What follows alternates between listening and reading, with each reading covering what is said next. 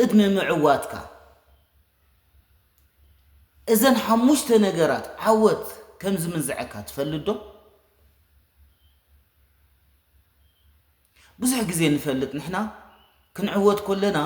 ዓወትና ብህይወትና ብዙሕ ነገራት ሒዝልና ከም ዝመጽእ ኢና ንፈልጥ። ካብ ህይወትና ከዓ ዘርሕቆ ሓሙሽተ ነገራት ኣሎ ዓወት። ነዘን ሓሙሽተ ነገራት ክንርኢና ሓደ ምቹእነት ወይ ከዓ ኮምፎርት ዞን ናይ ምቹእ ዞባ ቀዳማይ ዓወት ካብ ህይወትና ዝምንዝዓ ምቹእነት እያ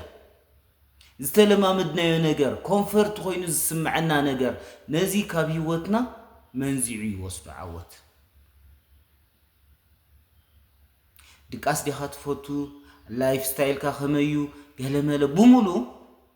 ዓወት መንዚዑ እዩ ዝወስዶ ኮምፎርት ትብሎ ንስኻ ቁጽሪ 2 ናይ ሓሶት ዕርክነት ወይ ከዓ ናይ ሓሶት ኣዕሩኽ ፌክ ፍሬንድስ ካብ ህይወትካ ከዓ ይወስዶ እዞም ናይ ሓሶት ኣዕሩኽ ኣብ ህይወትካ ከቢቦምካ ዝነበሩ ኣብ ዙርያኻ ናትካ ዓወት ክትጻወርዎ ስለ ዘይክእሉ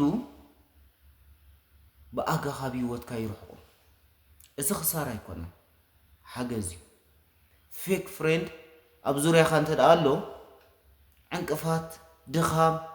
ገለመለይ ዝኾነካ እምበር ዋላ ሓንቲ ጥቕሚ የብሉን ተኸይድልካ ክሳራ ኣይኮነን ሓገዝ እዩ ቁጽሪ 3 ፍሪ ታይም ነፃ ግዜ እታ ሳልሰይተን ዓወት ካብ ህይወትካ ዘርሕቃ እዚኣ እያ ነፃ ግዜ ዝበሃል የብልካን ኩሉ ግዜኻ ገለመለኻ ሰዓትካ ናብ ቁም ነገር ክተውዕሎ ስለ ትጅምር እቲ ዝነበረካ ነፃ ግዜ ኣፍቆዱ እንዳኸድካ ትሕልፎ ዝነበርካ ትርጉም ዘይብሉ ህይወት ዓወት ይምንዝዐካ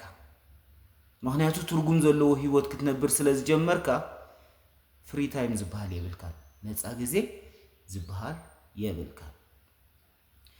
እታ ቁጽሪ 4 ከዓ ምስምስን ሰበብን እያ እዚ ኣዩታ ቁጽሪ 4 ካብ ህይወትካ ዓወት ዘልዕላ ማለት እዩ ዝምንዝዐካ ቀሚሽ ኣደይ ዓንቂፍኒ ማይ ቀጢኑ ኣብ ሰማይ ዘሎ ደበና ገለመለ እንዳበልካ ብምስምስን ብሰበብን ህይወትካ ትመርሕ ዝነበርካ ሰብ እዚ ምስምስን ሰበብን ካብ ህይወትካ የልዕለልካ ዓወት ማለት እዩ ምክንያቱ ልዕለቲ ኣለኒ ትብሎ ጸገማት እዚ ምስምስን ሰበብን ጸገም ኮይኑ ስለ ዝረኣየካ ካብ ህይወትካ ተርሕቆ ማለት እዩ ቁጽሪ 5 ንሰባት መምሳልያ ገና ከይሃፍተምካ ንሃፍታማት ክትመስል ኢልካ ትገብሮ ላይፍ ስታይል ሃፍታም ንኽትመስል ኢልካ ትነብሮ ህይወት ንዘይትፈልጦም ሰባት ክትመስል ወይ ክትሕጉስ ኢልካ ትነብሮ ህይወት ንሰባት ኢልካ ብሓፈሻ ትገብሮ ነገራት ካብ ህይወትካ ዓወት ይምንዝዐካ ምክንያቱ ናይ ብሓቂ ሃፍታም ክትከውን ስለ ትጽዕር ዘለኻ ናይ ብሓቂ ዓወት ክትዕወት ስለ ትጽዕር ስለ ዘለኻ ዓወት ከም ዘለካ ንኸተምስል ኢልካ ትገብሮ ዝነበርካ ነገራት እቲ ፌክ ላይፍ ካብ ህይወትካ ይምንዝዐካ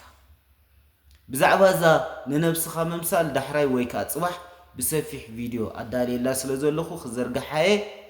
ቻው